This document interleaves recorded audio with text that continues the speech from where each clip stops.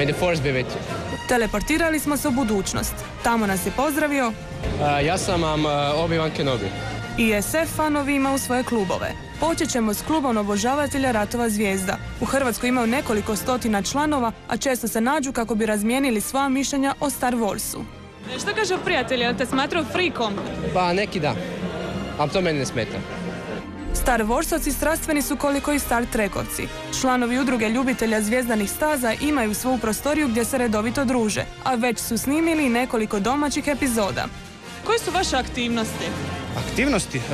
Pa pretežno druženje sa nekime kom se može popričati normalno o zvjezdanim stazama ili nešto nabaciti kad se priča nekakve referencije o zvjezdanim stazama bez da te neko čudno pogleda, ne? Ako ste pravi fan zvjezdanih staza, upućeni ste u sva pravila federacije. Gdje se nalazi verteronska mreža koja služi za obranu zemlje od kometa? Orbiti, Mars.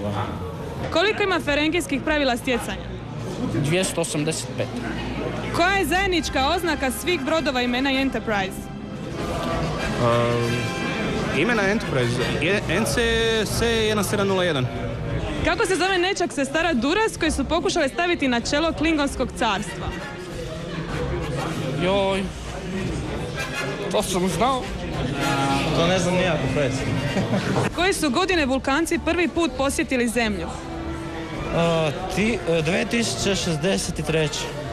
I sad recite da se nisu pripremili za boravak na Enterprise-u, a mi ćemo Warp pogonom natrag u studio.